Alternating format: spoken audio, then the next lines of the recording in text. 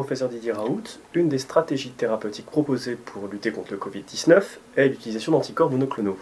Que pensez-vous de cette piste?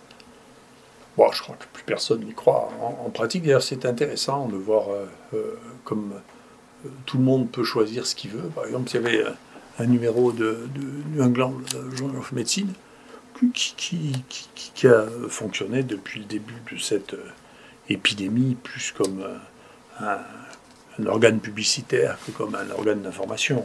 C'est pas sérieux. C'est pas sérieux. Et en particulier concernant le remdesivir, dont personne ne pense réellement que ça fonctionne. Là, dans un numéro d'intervalle, il y a une étude publiée par les gens de Copenhague. Les Danois sont des gens assez sérieux, qui ont plutôt moins de conflits d'intérêts, qui montrent que ça ne sert à rien, donc qui arrêtent leur traitement d'association. Là aussi, on ne sait pas pourquoi ils associent ça au remdesivir et cet anticorps monoclonal, et ils l'arrêtent en disant que ça ne marche pas. Et puis après, il y a une étude coordonnée aux États-Unis qui dit il y a une petite niche dans laquelle ça donne une amélioration des choses. Et puis, encore 15 jours après, il y a le FDA qui retire l'autorisation, alors que nous, on a encore la MM pour ce produit. Donc, même les Américains considèrent que leur produit américain ne marche pas. Et qui est dangereux, c'est ce que je dis depuis le début, parce que l'association là, de remdesivir plus d'un anticorps monoclonal, pour favoriser les variants, alors c'est un mécanisme qui est expérimental. Donc ça marche très bien pour pouvoir fabriquer des mutants. Donc moi je voulais d'ailleurs écrire une lettre, mais ça m'amuse d'écrire des lettres au New England pour commenter leur article qui sont vraiment, qui ont atteint un degré étonnant, qui me refusent, mais je mets online, ça m'est égal. Mais j'ai pas eu le temps que déjà la FDA disait qu'il fallait arrêter. Donc mais c'est simple, c'est vraiment simple. C'est comme quand les gens me disaient, vous savez, les virus ARN, ça mute pas. C'est un truc quand même. Il faut entendre un truc comme ça à mon âge, si vous voulez. Il faut entendre ça, ça veut dire, écoutez, c'est quand même une des bases les plus faciles des choses que nous enseignons aux étudiants en troisième année, que tous les virus ARN ont un taux de mutation plus élevé, c'est basique, et que si vous mettez un équivalent d'une des bases d'ADN, d'ARN en l'occurrence, vous favorisez la mutation. Et là aussi, c'est aussi une donnée, comme ça, vous pourrez regarder sur la curiosité si vous lisez l'anglais, ça a été publié là aussi, dans le New England, sans qu'ils disent que c'est un remdesivir qui fait ça, mais chez des gens qui ont un portage viral prolongé parce qu'ils sont immunodéprimés, si vous leur donnez du remdesivir et qu'en plus vous leur donnez des anticorps, mais ce qui se passe, c'est exactement ce qui doit se passer, c'est-à-dire vous mettez un agent mutagène et vous mettez la pression de sélection avec les anticorps, et il vous sort des virus qui sont résistants et qui acquièrent toute une série de mutations, en particulier là dans la zone dite spike, qui est celle qui fait la résistance aux vaccins et aux anticorps. Donc tout ça, c'est assez banal en réalité. Donc, mais comme le fait de prendre les choses avec un peu de recul et un peu de bon sens, et sans l'engouement extrême pour des choses qui sont totalement nouvelles et dont on n'arrive pas à démontrer qu'elles servent à quelque chose, n'est pas là, eh bien, les gens s'excitent autour de la pilule miracle, et donc c'est une pilule miracle qui disparaît en plus. Parmi les autres pilules miracles, elle va rejoindre le cimetière des pilules miracles, qui remplace le cimetière des éléphants, parce qu'il y a moins d'éléphants. Donc on réutilise le cimetière des éléphants pour y mettre le système des traitements miracles du Covid. Voilà.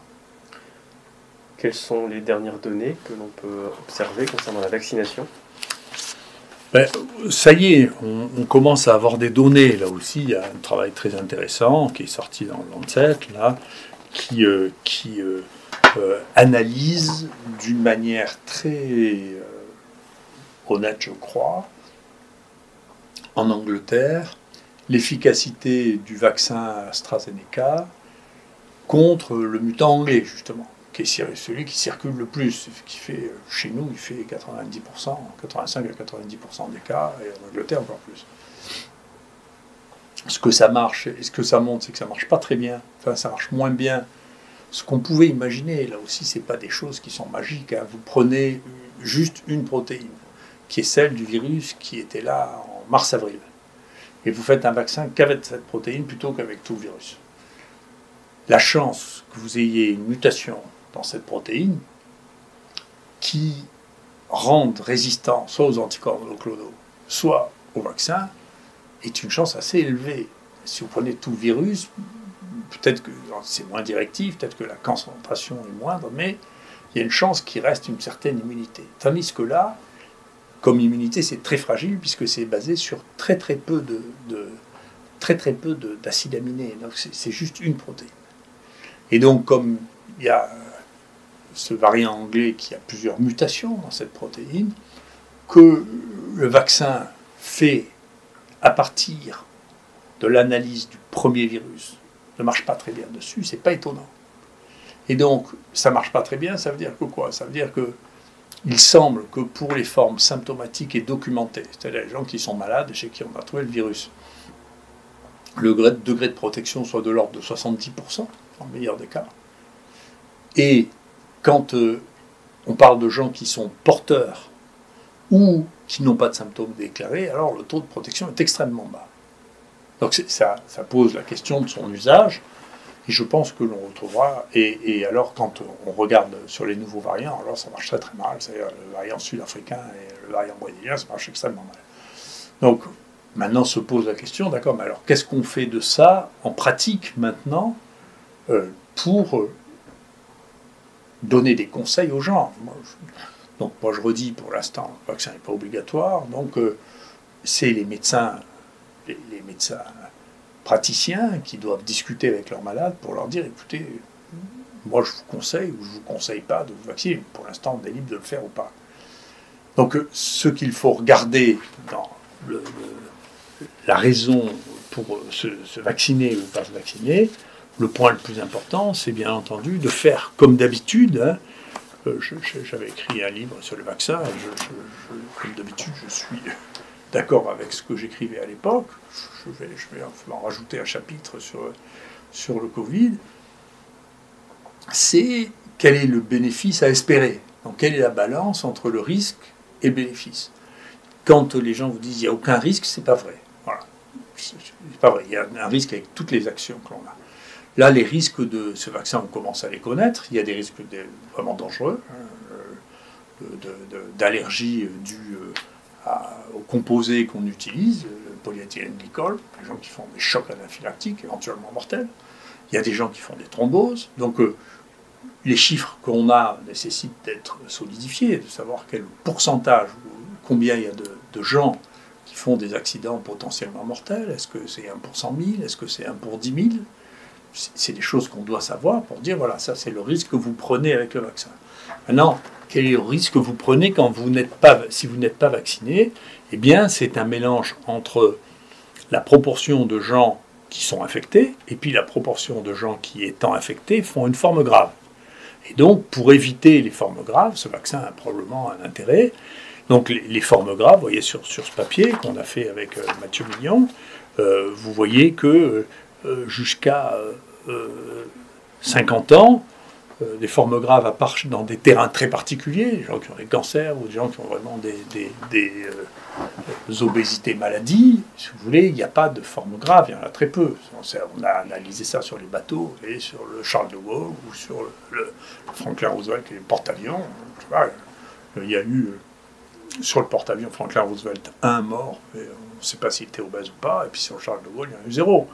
Donc ça veut dire que là, le risque relatif de danger qu'il y a est un danger qui est relativement faible, et que donc, chez eux, il faut donner le choix aux gens de réfléchir. Après, quand vous dépassez 75 ans ou 80 ans, là, bien entendu, le nombre de gens malades qui risquent de mourir devient important. Hein. Il y a une mortalité chez les gens qui ont plus de 85 ans qui est de plus de 20%. Donc le bénéfice à espérer dans une période où le virus circule, pour des gens qui ont plus de 80 ans, est très bon. Donc il y a une question de relation entre le risque, ça c'est par individu, est-ce que j'ai intérêt à le faire? Est-ce que c'est mon intérêt de le faire pour me protéger, ou est-ce que c'est pas mon intérêt de le faire pour me protéger? Et donc ça se calcule avec, voilà, est-ce que les gens sont âgés? Et deuxièmement, est-ce qu'ils ont des facteurs de risque? Les facteurs de risque qui sont les mieux identifiés, c'est l'obésité, les cancers associés, les pathologies respiratoires chroniques, éventuellement la sédentarité, qui sont des éléments. Et puis, si, dans l'époque de grande terreur dans laquelle on vit, ça rassure les gens d'être vaccinés, il faut qu'ils se vaccinent. La mortalité est très faible. Le vaccin, il y a des inconvénients. Plus d'inconvénients que ce qu'on nous disait. Il y a un travail qui vient de sortir dans Nature, justement, où il y a 70% d'effets secondaires avec le vaccin de Pfizer. Alors qu'on n'avait jamais vu ça avec un vaccin. C'est 2 à 3 fois plus que le vaccin contre la grippe. Donc, il y a des effets secondaires. C'est une chose. Deuxièmement, il y a quelques effets mortels. C'est le risque. Est-ce que le risque vaut le coup d'être pris? Certainement, quand on fait partie d'une population en risque. Si on fait une population qui est sans risque, on peut se poser la question de savoir, c'est le choix de chacun de faire ça. Vous parlez ici d'un bénéfice-risque pris au niveau individuel. Est-ce qu'au niveau de la collectivité, est-ce qu'il est intéressant d'être vacciné pour protéger les autres, pour éviter de contaminer les autres? Ça, on le saura. Pour l'instant, les données qu'on a sur AstraZeneca, mais qui est le seul travail qui a été correctement fait jusqu'à présent, parce qu'il y a eu un suivi, c'est un vaccin anglais qui a été suivi en Angleterre, et là pour lequel il y a un bon travail qui a été publié dans le Lancet. On ne peut pas dire qu'on soit convaincu qu'on va contrôler la circulation du virus anglais en Angleterre avec le vaccin anglais. Donc, le virus va circuler. Toute la conclusion, c'est que ça protège, ça demande à être reproduit, ça diminuerait la gravité des infections quand on est vacciné. Voilà.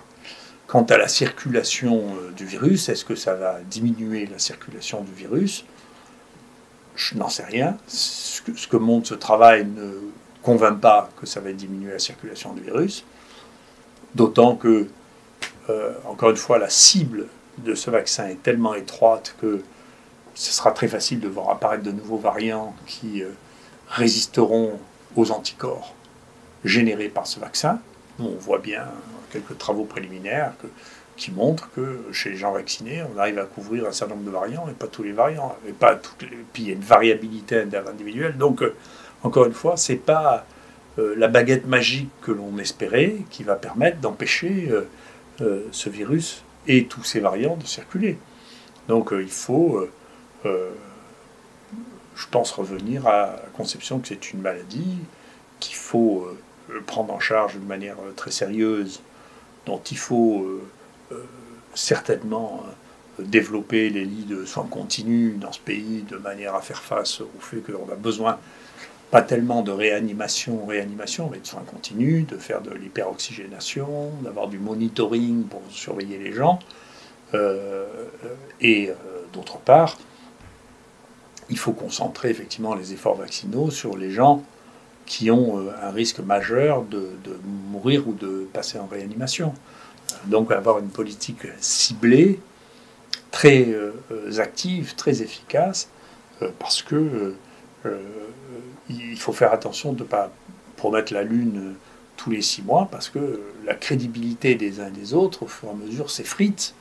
Et on a besoin de garder une crédibilité auprès de la population si on veut pouvoir avoir des actions de santé publique efficaces.